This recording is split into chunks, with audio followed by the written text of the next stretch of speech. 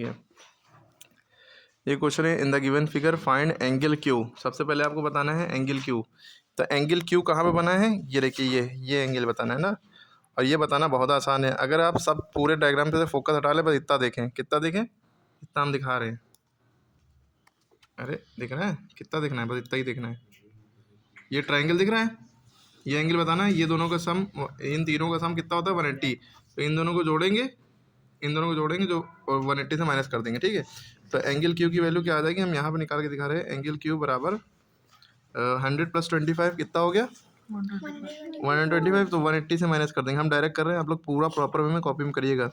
180 में से 25 के 10 में से 5 गए 5, और यहाँ पे कितना बचा 7 में से 2 गया 5, यानी कि इसकी वैल्यू आ गई 55 डिग्री, है ना। अब क्या पता है आपको, तीनों का सम 180 होता है, तीनों को जोड़ने 180 आना चाहिए, है ना।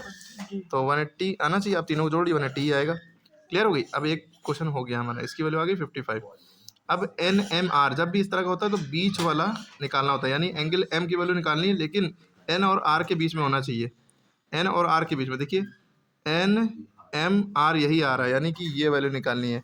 आप सोचेंगे कि ये वाला एम की वैल्यू नहीं, एन और आर के बीच में होना चाहिए। देखिए एन और आर के बीच में एम यही आ रहा है, आ तो रहा है पी एम एन भी है, एम ये भी है, क्यू एम पी भी है, एन एम पी इस तरह से भी है ना। लेकिन क्या है, एन और एम, एन और आर भी आना चाहिए, एन एम आर, एम जो है बीच में आ रहा है, यानी ये वैल्यू निकालें। अब ये वैल्यू कैसे निकलेगी, तो देखिए ज़रा सा आप गौर करिए, ये देखिए जेड बना हुआ है, यूँ करके जेड बना है।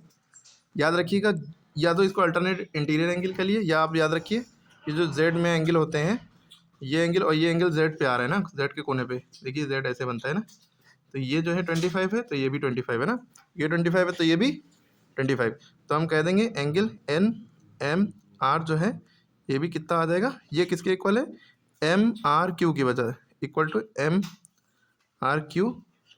इसलिए, और यहाँ पे ब्रैकेट में लिखिएगा, क्योंकि सिंस ये 3 डॉट लगते हैं ना, ये देखिए 3 डॉट, इसे कहते हैं ऑल्टर, सच दैट नहीं है, चूंकि या सिंस, क्योंकि ऐसा है तो ठीक है, इसलिए सिंस का सिंबल है। ऑल्टरनेट इंटीरियर एंगल्स ये लिख दिएगा, ठीक है। इसलिए देयरफॉर ये सिंबल होता है देयरफॉर, जब ऊपर डॉट होगा 3, या नीचे या ऊपर, जब इसलिए, इसका मतलब इसलिए। N M angle N M R, ये एंगल का सिंबल होता है, ये है ना। एन एम आर की वैल्यू कितनी आ गई 25, ये भी 25 हो गया ना, तो ये भी 25 हो गया, ठीक। अब पी एम एन निकालना, क्या निकालना है, P M N. P M N के मतलब ये एम बीच में आना चाहिए, लेकिन किसके, पी और एम के बीच में। पी एम नहीं, पी एम एन, यानी कि ये वैल्यू निकालनी है, पी एम एन, यानी कि ये वाली वैल्यू निकालनी है। कैसे निकलेगा, ठीक है।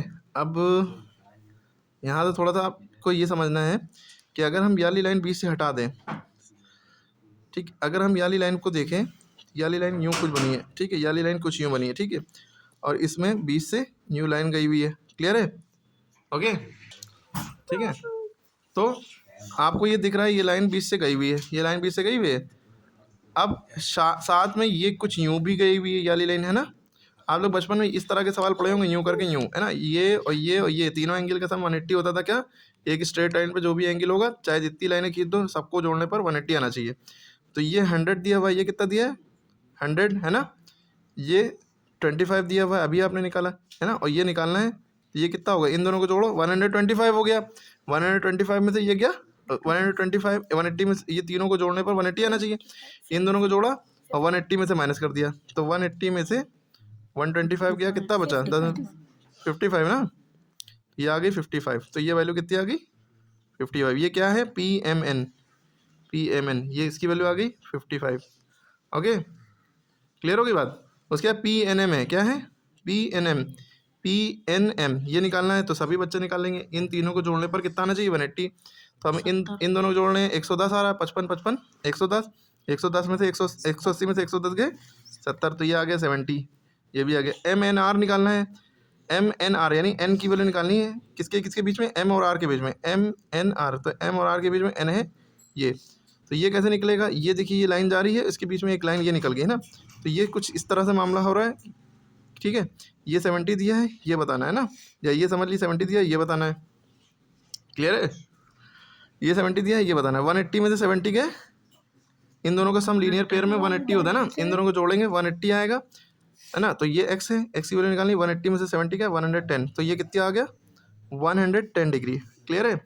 अब हमें क्या बताना है, एम आर एन, इसकी वैल्यू आ गई 110, है ना। अब एम आर एन ये एल है ना। आपको पता है ये भी एक ट्राइंगल मिल रहा है ना। ट्राइंगल चाहे जैसा हो, तीनों को जोड़ने पर 180 आना चाहिए। तो इन दोनों को जोड़ेंगे, 180 से माइनस कर देंगे, यह पता चल जाएगा। तो 110 और 110 प्लस 25 कितना हो गया 135। 180 में से 135 गया 45, तो ये आ गया 45 डिग्री। ठीक है, ये पूरा क्वेश्चन सॉल्व हो गया। और इसको करने में टीचर भी कंफ्यूज हो जाते हैं।